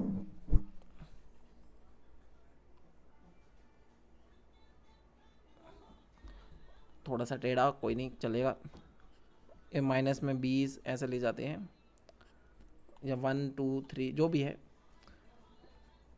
अच्छा सेविंग नंबर मिटाई देते, नहीं तो आप लोग और कंफ्यूज है, मैं तो बस माइनस में दिखाने के लिए, नहीं चलेगा। यहाँ पर देखिए शुरुआत में सेविंग कितनी पे है? माइनस में है। शुरुआत में सेविंग कहाँ पर है? माइनस में है। तो कहाँ से शुरुआत होगी कर्व की? कर्व की शुरुआत होगी यहाँ से। जब जीरो लेवल ऑफ इनकम है तो भी सेविंग कहाँ पर है? नीचे है शुरुआत में। जब इनकम आपकी 100 रुपया है तो भी आपकी सेविंग कहाँ पर है? तो भी आपकी सेविंग माइनस में जा रही है। जब आप 100 रुपया कमा भी रहे हो तो भी आपकी इनकम माइनस, सेविंग कहाँ पर जा रही है? माइनस में जा रही है। तो सेविंग कर्व कहाँ से शुरुआत होगी? सेविंग की शुरुआत नीचे से हो जाएगी। फिर मान लो जब इतनी 100 रुपये इनकम थी तो इतनी सेविंग थी। जब आपकी 200 रुपये इनकम हुई तो 0 सेविंग। फिर जैसे जैसे इनकम बढ़ती गई सेविंग भी थोड़ी थोड़ी बढ़ती गई, और ये हमारी सेविंग कर्व बन गई। फिर थोड़ी मेरी से टेढ़ी बेढ़ी हो गई, हाँ यहाँ पे देखो सारे पॉइंट सेविंग के ऊपर ला देंगे हम। तो ज़बरदस्ती ला देंगे। ये आपकी सेविंग कर्व बन गई। कैसे नहीं आया समझ में? सेविंग कर्व की शुरुआत कहाँ से हो रही है? सेविंग कर्व की शुरुआत हो रही है माइनस से। जब माइनस में आए तो यहाँ पर, फिर जैसे जैसे इनकम बढ़ी तो इनकम बढ़ते ही एक टाइम ऐसा है इनकम बराबर कंजप्शन। जब 100 रुपये कमा रहे थे, 100 रुपये कंज्यूम कर रहे थे, तो सेविंग कितनी हो रही थी? 0। तो जब 100 रुपये कमा रहे थे, 100 रुपये कंज्यूम कर रहे थे, सेविंग 0। फिर 200 रुपये कमाने लगे और 180 रुपये खर्च करने लगे, तो फिर सेविंग थोड़ी सी बढ़ने लगी। तो जैसे जैसे सेविंग बढ़ती गई तो अब वो पॉजिटिव जाती गई। जैसे जैसे इनकम बढ़ती जाएगी सेविंग भी ऊपर की तरफ चली जाएगी। तो ये वाली सेविंग जो इतनी तरफ पे आ रही है, ये इतनी जो सेविंग है इस पॉइंट से लेकर इस पॉइंट तक, इसको नाम दे देते हैं, ये ओ पॉइंट ले लेते हैं, इसको एस पॉइंट दे देते हैं। तो ये ओ से एस तक ये सेविंग है। ये कौन सी सेविंग है? माइनस में। ये माइनस वाली सेविंग है। क्यों है? क्योंकि इस लेवल पर consumption is greater than income. इस प्रपोर्शन, इस वाले एरिया में, ये वाला जो एरिया है ये शो कर रहा है डिस सेविंग को, ये शो कर रहा है डिस सेविंग को।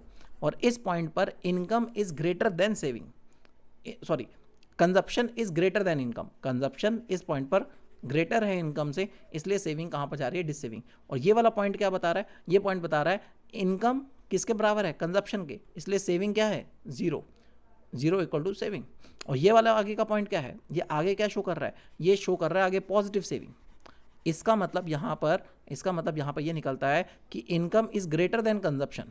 इनकम यहाँ पर क्या हो चुकी थी? कंजप्शन से ज़्यादा हो चुकी थी। और जो डिफरेंस निकल रहा था वो क्या निकल रहा था? सेविंग का डिफरेंस निकल रहा था। तो यहाँ पर हमने एवरेज प्रोपेंसिटी टू सेव की कर्व देख ली, कर्व तो देख ली। अब इसी चीज़ पर हमें शो करना हो, इसी चीज़ को हमें फॉर्मूले में शो करना हो, तो कैसे शो करेंगे? इसी चीज़ को हमें फॉर्मूले में शो करना है। फॉर्मूला हमें एवरेज प्रोपेंसिटी टू सेव निकालना है, APS निकालना है। और ये कैसे होगा? Saving upon income. तो सेविंग कहाँ पर शो कर रही है? सेविंग तो हमारी अगर पॉजिटिव हिस्सा देखें तो यहाँ पर शो कर रही है, मतलब ये इनकम है और ये सेविंग वाली कर्व है, ये पूरी सेविंग कर्व है। तो मैं इसको मान के चलता हूँ, मेरी जब इनकम इतनी थी, जब मेरी इनकम इतनी थी तो सेविंग कितनी थी? जब इनकम इतनी थी तो सेविंग भैया इतनी थी, सेविंग इतनी थी जब इनकम उतनी थी। तो ये पॉइंट क्या शो कर रहा है? ये आपकी सेविंग, ये यहाँ से लेकर यहाँ तक, ये क्या है? यहाँ से लेकर यहाँ तक ये क्या है? आपकी सेविंग है। और यहाँ से लेकर यहाँ तक ये आपकी इनकम है, ये आपकी इनकम है। अच्छा, इसको नाम दे देते हैं, ये 0 है, O Y, इसको इनकम को नाम दे देते हैं Y, और इसको नाम दे देते हैं, इसको नाम दे देते हैं P, नहीं ऐसे ही रहने देते हैं OS। अच्छा ठीक है, ये Y है, ये इनकम है, मतलब यहाँ से लेके यहाँ तक की ये पूरी इतना हिस्सा ये इनकम को शो कर रहा है, इधर से लेके इधर तक इनकम, और यहाँ से लेके यहाँ तक पूरा सेविंग को शो कर रहा है। तो इनकम को अगर आपको रिप्रेजेंट करना है तो इनकम कैसे रिप्रेजेंट हो रही है? इनकम रिप्रेजेंट हो रही है O से लेके Y पॉइंट तक, इनकम इज OY। सेविंग क्या रिप्रेजेंट हो रही है? OS। तो अगर आपको मुझे APS बताओ तो सेविंग अपॉन इनकम, और सेविंग कितनी है? OS, और इनकम कितनी है? OY। लीजिए रिप्रेजेंट हो गया। ये चीज़ हमने डायग्राम पर भी रिप्रेजेंट कर दी है। यहाँ तक की बात क्लियर हो गई एकदम। अब थोड़ा सा और आगे बढ़ते हैं, थोड़ा सा और आगे बढ़ते हैं। तो ये एवरेज प्रोपेंसिटी टू सेव हो गया। अब बिल्कुल सेम वैसा ही जैसे यहाँ पर मैंने आपको बताया एवरेज प्रोपेंसिटी टू सेव, यहाँ पर ये डायग्राम हमारी यहाँ से शो होनी थी, यहाँ तक जाती। तो इस पॉइंट से हमको ये समझ में आया, इस पॉइंट से हमें ये समझ में आया कि यहाँ पर डिस सेविंग हो रही है इस पॉइंट पर, फिर यहाँ पर इनकम बराबर हो गई सेविंग के, और फिर यहाँ पर सेविंग आगे पॉजिटिव में चलेगी। कैसे निकाला? सेविंग को इनकम से डिवाइड करके। अच्छा, अब वैसे ही मार्जिनल प्रोपेंसिटी टू सेव। अच्छा, लेकिन कुछ पॉइंट इंपॉर्टेंट पॉइंट है APC के बारे में, यहाँ पर नहीं था, हाँ यहाँ पर नहीं है। तो मैं आपको APC के बारे में कुछ इंपॉर्टेंट पॉइंट्स बताना चाहूँगा। कहाँ पे है? मैं ज़्यादा आगे निकल गया ना।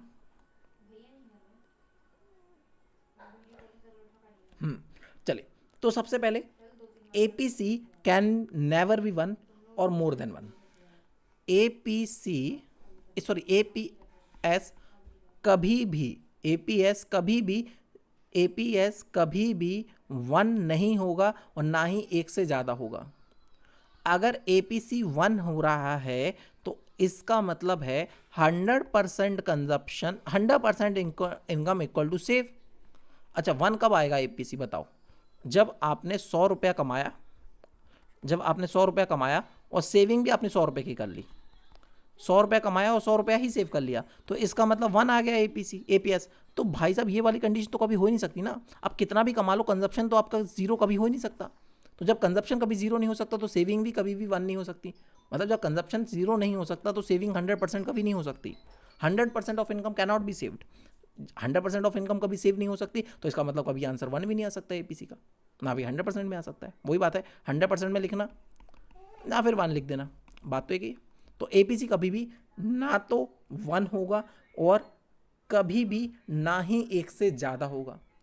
1 से, अच्छा जब 1 ही नहीं हो सकता तो 1 से ऊपर कैसे हो सकता है? बात समझो कि कमा मैं 100 रुपया रहा हूँ और सेव मैं 120 कर रहा हूँ, हाउ इट इज़ पॉसिबल? जब मैं 100 रुपये कमाऊंगा तो 120 कैसे सेव कर सकता हूँ? 100 से कम ही सेव करूंगा ना। तो 1 से ज़्यादा जाने का मतलब है कि मैं जितना कमा रहा हूँ उससे ज़्यादा सेव कर रहा हूँ, ऐसा कभी नहीं हो सकता। तो एपीसी ना तो कभी 1 होगा ना ही 1 से ज़्यादा होगा। उसके साथ साथ एपीएस, बार बार मैं एपीसी बोल रहा हूँ, एपीएस ना तो कभी 1 होगा ना ही 1 से ज़्यादा होगा, और एपीएस कभी भी 0 भी नहीं होगा। एपीएस कभी भी सॉरी उल्टा बोलो, एपीएस कैन बी 0, एपीएस 0 हो सकता है, एपीएस 0 हो सकता है, कैन बी 0। एपीएस 0 होने का मतलब क्या है? यहाँ पर देखिए ना, हुआ है ना एपीएस 0, इसका मतलब यह है 100% ऑफ इनकम इज कंज्यूम्ड। 100 पूरी की पूरी इनकम कंज्यूम कर ली तो सेविंग कितनी होगी? 0। तो एपीएस कितना आएगा? 0। जब आपने 100 रुपया कमाया और 100 रुपया ही खर्च कर लिया तो एपीएस कितना आएगा? 0। ऑब्वियस बात है, एपीएस 0 हो सकता है। एबीएस कैन बी नेगेटिव और लेस देन 1। हाँ, एपीएस नेगेटिव भी हो सकता है और 1 से नीचे, और वो तो 1 से नीचे हमेशा ही रहना है। जब 1 नहीं होगा तो 1 से नीचे ही रहेगा ना, 1 से ऊपर जा। देखो एपीएस की बात शुरुआत हो जाती है कहाँ से? माइनस से। माइनस में जा सकता है, -0.1, फिर आ सकता है 0, फिर आ सकता है 0.1, 0.2, ऐसे करते करते 0.99 तक आ सकता है। लेकिन कभी भी ना तो 1 होगा ना ही 1 से 2, 3, 4 ना ऊपर जाएगा। समझ में आ गई बात? तो एपीएस हमेशा ही या तो 1 से नीचे रहेगा, 1 से नीचे भी जा सकता है और नेगेटिव में भी जा सकता है। बिल्कुल। एपीएस बढ़ता है, ये देखो एपीएस लगातार बढ़ रहा है, माइनस से 0 पर आया, फिर 0 से ऊपर बढ़ रहा है, एपीएस 0 बढ़ रहा है। APS can be rise, APS बढ़ता है। कब बढ़ता है एपीएस? जब इनकम बढ़ती है।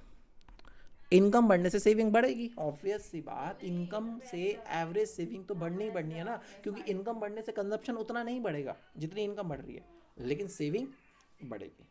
इनकम बढ़ने से कंजप्शन बढ़ता है, लेकिन उतना कंजप्शन नहीं बढ़ता है जितनी इनकम बढ़ती है। तो इनकम का कुछ हिस्सा सेव होगा, तो जितना इनकम बढ़ता जाएगा उतना ही ज़्यादा सेविंग बढ़ती जाएगी, तो एपीएस बढ़ता जाएगा।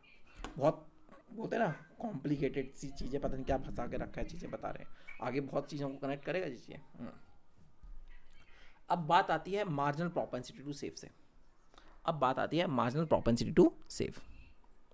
Okay, marginal propensity to save, जैसे मार्जिनल प्रोपेंसिटी टू कंज्यूम था change in consumption upon change in income, वैसे ही एमपीएस है change in saving upon change in income. यहाँ पे कंजप्शन का चेंज था, यहाँ पे सेविंग का चेंज था। वही डेटा फिर से ले लो, तो वही डेटा हम फिर से ले लेंगे, वही डेटा से हम फिर से कहानी बता लेंगे। देखो फिर से मैं इनकम लिख रहा हूँ यहाँ पर। इनकम कितनी थी हमारे पास? 0, 100, 200, 300, 400, 500, 600। उसके बाद इनकम और फिर उसके बाद कंजप्शन। जब इनकम से कंजप्शन दिया तो सेविंग भी निकल ही आएगी। सही बात है सर, सेविंग भी निकल ही आएगी, तो निकाल देंगे, क्या दिक्कत है। पहले कंजप्शन निकाल दें। कंजप्शन 40 दिया हुआ है, 120 पता ही हमें, बार बार 20 बढ़ाना है, 80 बढ़ाना है। 200, 280, 360, 440 और 520। अच्छा सेविंग कितनी आएगी? जब 0 रुपये कमा रहे हो, कंजप्शन 40 का कर रहे हो, सेविंग -40। 100 रुपये कमा रहे हो, 120 कंज्यूम करो, -20। 0, 20 की सेविंग बढ़ती जाएगी, 40, 60, 80। तो अब क्या निकालना है हमें? अब हमें निकालना है चेंज इन इनकम और चेंज इन सेविंग इनकम में कितना कितना चेंज आ रहा है वो तो हमें पता ही है भैया, इनकम में चेंज इतना खास क्या बात हो गई, हमेशा पता है इनकम में चेंज कितना कितना आ रहा है, 100 रुपये का, 100 रुपये का चेंज आ रहा है। Change in income 100, 100, 100, change in income 100, change in income 100, change in income 100। अच्छा चेंज इन सेविंग, सेविंग कितनी कितनी बढ़ रही है, कम हो रही भैया, 40 से 20 आ गई, 20 मतलब 20 की बड़ी का ही ना, 20 से 0 आ गई, मतलब -20 से 0 आ गई तो 20 की फिर से सेविंग बढ़ी, फिर से 20 की बढ़ी, फिर से 20 की बढ़ी, फिर से 20 की सेविंग बढ़ी, फिर से आ रहा है। तो एमपीएस कैसे निकलेगा, change in saving upon change in income. तो चेंज इन सेविंग यहाँ पे छोड़ दो, 20/100, 20/100 मतलब 20/100, 20/100, 20/100, 20/100, 20/100, 20/100 और 20/100। तो हर जगह पर कितना आ रहा है, 0.20, 0.20, 0.20, 0.20, हर बार वही आना है। क्यों, क्योंकि हर बार इनकम बढ़ने से जो हमारा कंजप्शन बढ़ रहा है वो 0.8 का बढ़ रहा था। इनकम अगर 1 रुपया है और उसमें से आपने 0.8 खर्च कर दिए तो आपकी सेविंग कितनी होगी, 0.2। वही आंसर हमारा निकल गया 0.2। तो एमपीसी कैसे निकलता है, change in saving upon change in income, दोनों को निकाल दो। अच्छा अब डायग्राम बनाने की बात आता है, डायग्राम बनाने की बात आती है।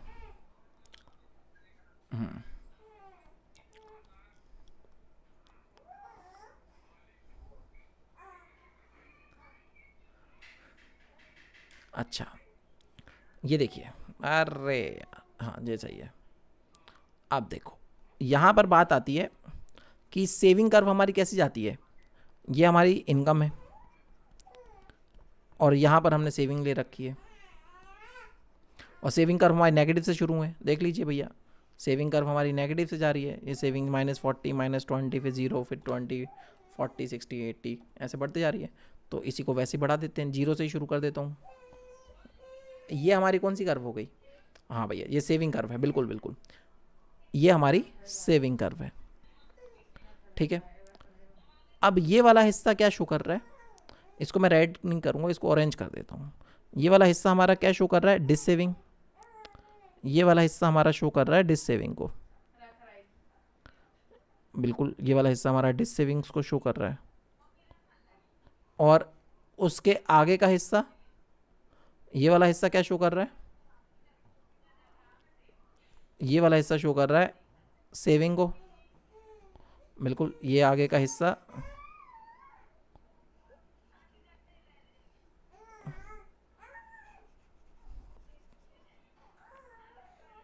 ये पूरा हिस्सा हमारी सेविंग्स है। वाह सर, यहाँ तक तो पता लग गया। अब आपको कलर करने की ज़रूरत नहीं, मैं सिर्फ समझाने की बात कर रहा हूँ। चलो जब मेरी इनकम इतनी थी, सोचो जे मेरी इनकम इतनी थी, थोड़ा सा मिटा देने दो इनको नहीं तो दिक्कत हो जाएगी।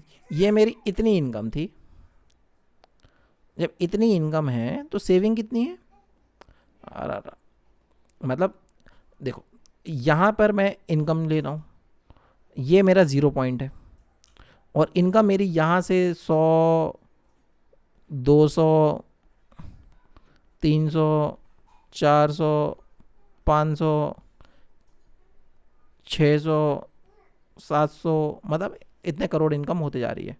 मान लो 500 करोड़ इनकम थी, जब 500 करोड़ इनकम थी तो कंजप्शन कितना था, मतलब सेविंग कितनी थी उस समय, 500 करोड़ इनकम है तो सेविंग यहाँ से यहाँ पे कनेक्ट कर दो, हो गया, इतनी सेविंग थी, बिल्कुल सही बात है। ये पॉइंट एस दे देते हैं, ये पॉइंट एस दे दिया और ये पॉइंट हमने वाई दे दिया।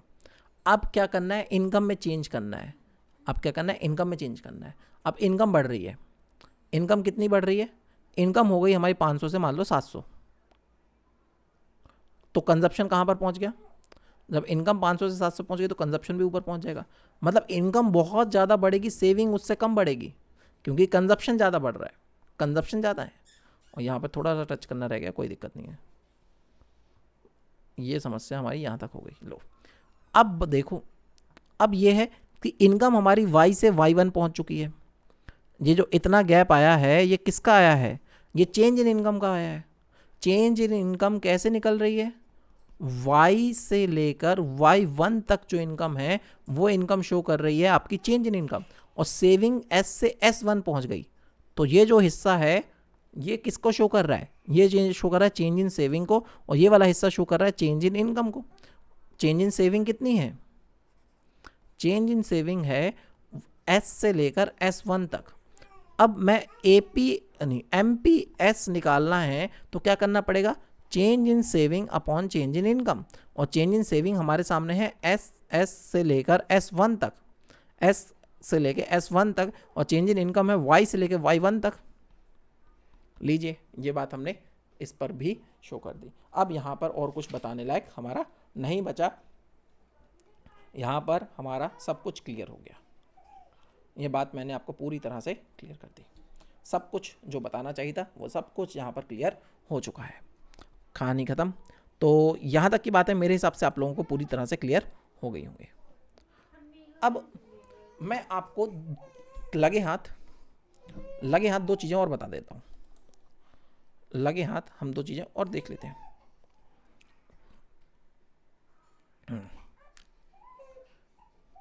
यहाँ पर हम लोगों ने अभी APC और APS देखा, और MPC और MPS देखा। APC और MPC नहीं APC और APS और MPC और MPS, इन दोनों के बीच में भी रिश्ता है, वो भी मैं बिल्कुल बताने जा रहा हूँ आपको। वो मैं आपको यहाँ पर दिखाता हूँ। पहले चारों के फॉर्मूले लिख दूँ। सबसे पहले हमने निकाला APC, फिर निकाला APS, दोनों के नीचे इनकम, दोनों के नीचे इनकम। इसमें C निकालना तो C ऊपर, इसमें सेविंग निकालना तो इसमें S ऊपर। अच्छा, बिल्कुल यहाँ तक बात ठीक है, यहाँ तक बात बिल्कुल ठीक है। अगर मैं आपके सामने ऐसे लिख दूँ, मैं कैसे लिख रहा हूँ ध्यान से सुनिएगा। मैंने आपको बताया था इनकम किसके बराबर होती है? इनकम बराबर होती है कंजप्शन। ये क्यों बंद हो जाता है? मैंने आपको बताया था इनकम बराबर होती है कंजप्शन प्लस सेविंग के। इनकम बराबर होती है कंजप्शन प्लस सेविंग के। बिल्कुल सही बात है। हाँ बेटा सर, हाँ सर बिल्कुल सही बात है। इनकम बराबर होती है कंजप्शन प्लस सेविंग के। एग्जैक्ट क्लियर है। अगर मैं इसी इक्वेशन को सीधे ऐसे लिखूं, income equal to consumption plus saving, और इस सब को मैं इनकम से डिवाइड कर दूं, इन सब को मैं इनकम से डिवाइड कर दूं, तो मेरे पास क्या आंसर आएंगे? y से जब y कटेगा तो ये आंसर क्या देगा? 1। और ये कंजप्शन अपॉन इनकम, ये किसका फॉर्मूला है? APC का। और सेविंग अपॉन इनकम, ये फॉर्मूला है APS का। तो आपको हमेशा ही 1+1 किसके बराबर रहेगा? APC plus APS। Average propensity to save को जब एवरेज प्रोपेंसिटी टू कंज्यूम के साथ प्लस करोगे तो वो हमेशा ही आंसर 1 आएगा। मतलब आपकी इनकम जहाँ तो आप सेव कर रहे हो या आप कंज्यूम कर रहे हो। एवरेज में आपने 100 रुपया कमाया, उसमें से आपने 80 रुपया खर्च कर लिया, तो 20 रुपया सेव कर लिया। इन दोनों को प्लस करोगे तो हमेशा ही किसके बराबर होगा? 100 के बराबर। तो हमेशा ही 100% बात आ गई यहाँ पर। वैसे यहाँ पर ये लोग तो पॉइंट में आएंगे, ये 0.2 था, ये 0.8 था, इन दोनों को प्लस किया तो किसके बराबर हो गया? 1। तो APC always equal to APS।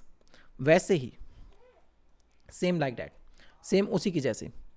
अब बात करते हैं MPC MPS। यहाँ पर चेंज इन इनकम की बात हुई, नीचे यहाँ पे चेंज इन कंजप्शन और चेंज इन सेविंग। ठीक है। अच्छा, मैंने आपको फिर से बताया कि जो भी हमारी चेंज इन इनकम होगी, जितनी भी हमारी इनकम चेंज होगी, जहाँ तो उस इनकम को बढ़ने की बड़ी इनकम को, अगर 100 रुपये से इनकम बढ़ गई तो जितनी इनकम बढ़ी जहाँ तो हम उसको कंज्यूम करेंगे और जहाँ उसको सेव कर लेंगे। चेंज इन इनकम हमेशा किसके बराबर होगी? Change in consumption upon change in saving के। अगर इस पूरी इक्वेशन को मैं चेंज इन इनकम से डिवाइड करूँ इस पूरी इक्वेशन को मैं चेंज इन इनकम से डिवाइड करूं तो income, change in income upon change in income, इसको काट दिया तो आंसर आया 1। Change in consumption upon change in income किसका फॉर्मूला है? एमपीसी का। और change in saving upon change in income किसका फॉर्मूला है? एमपीएस का। तो 1 हमेशा ही बराबर रहेगा एमपीसी प्लस एमपीएस के। तो आप इस चीज़ को, ये इक्वेशंस बन गई हैं आपकी, ये 4 फॉर्मूलेस 4 इक्वेशंस बना रहे हैं आपके। अब यहाँ पर मैं सारे फॉर्मूलेस एक साथ लिख सकता हूँ, यहाँ पर मैं सारी चीज़ें एक साथ लिख सकता हूँ। एक तो A P C equal to consumption upon income, एक तो A P S equal to से A P S equal to saving upon income. वहीं पर अगर मुझे ए पी सी निकालना है तो एक तरीका और हो सकता है, क्योंकि 1 किसके बराबर होता है? A P C plus A P S के। तो अगर मुझे ए पी सी निकालना है तो मैं 1 में से ए पी एस माइनस कर दूं, क्योंकि ये दोनों 1 के बराबर होते हैं। तो 1 में से ए पी एस माइनस कर दूं तो ए पी सी निकल आएगा। वैसे ही अगर मुझे ए पी एस निकालना है तो मैं 1 में से ए पी सी माइनस कर दूं तो मेरा ए पी एस निकल आएगा। एक तो ये बन गया। ऊपर से मैंने फिर मार्जिनल के लिए फॉर्मूले बताए same. Marginal propensity to consume किसके बराबर होता है? Change in consumption upon change in saving, change in income. वैसे ही मार्जिनल प्रोपेंसिटी टू सेव किसके बराबर होता है? Change in saving upon change in income. लेकिन यहाँ पर एक फॉर्मूला और बना था, 1 किसके बराबर था? 1 equal to M P C plus M P S. तो अगर आपको एम पी सी निकालना है और आपको एम पी एस की वैल्यू पता है तो 1 में से M P C S minus कर दो। और अगर आपको एम पी एस निकालना है और आपको एम पी सी की वैल्यू पता है तो 1 में से एम पी सी की वैल्यू माइनस कर दो तो आपको एम पी एस पता चल जाएगा। तो ये सारे फॉर्मूलेस आपके सामने मैंने नोट करवा दी। अभी तक मैंने जितनी चीज़ें बताई वो यही थी। अभी इसके आगे हम थोड़ी सी और कहानी कंटिन्यू करेंगे, मतलब अभी तो नहीं कर रहे, अब अगली क्लास में थोड़ी देर में हम लोग ब्रेक लेने के बाद फिर से हम आगे बढ़ेंगे और फिर हम इस चीज़ को आगे कवर करेंगे। तो मुझे उम्मीद है कि यहाँ तक की सारी बातें आप लोगों को समझ में आ गई होंगी। अब थोड़ी सी बातें और मैं आपके साथ थोड़ा सा डिस्कस करना चाहता हूँ, थोड़ी सी और। एक तो चीज़, अगर आप लोग पहली दफ़ा आए थे, आपने पहले कभी मुझे नहीं देखा है, तो मैं आपको बता देता हूँ, मेरा नाम है भारत अनुरागी और मैं हूँ अनअकैडमी पर एक verified educator. 11th and 12th class के बच्चों को कॉमर्स पढ़ाता हूँ। नेट क्वालिफाइड किया हुआ है, MBA, MCOM, BCOM, B.Ed, PGDCA, ये सारी मेरी क्वालिफिकेशन है। ये सारी चीज़ें आप देख सकते हो और 5 साल से मैं कॉमर्स पढ़ा रहा हूँ।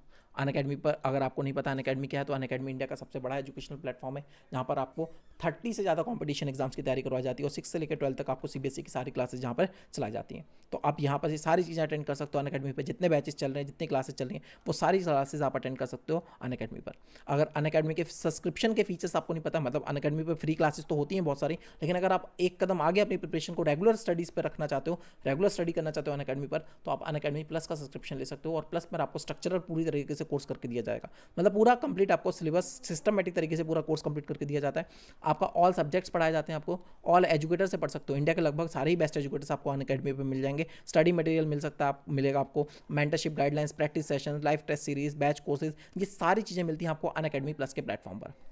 तो एक प्लेटफॉर्म आपको इतने सारे फीचर्स देता है। सब्सक्रिप्शन लेने के लिए मैं आपको बोलूँगा 12 महीने का सब्सक्रिप्शन लीजिए, कोड यूज़ करिएगा बी अनुरागी लाइव, ये आपको दिलवाएगा 10% का डिस्काउंट। और अगर आप आइकॉनिक का सब्सक्रिप्शन लेना चाहते हैं तो आप अनअकैडमी आइकॉनिक का भी सब्सक्रिप्शन ले सकते हैं।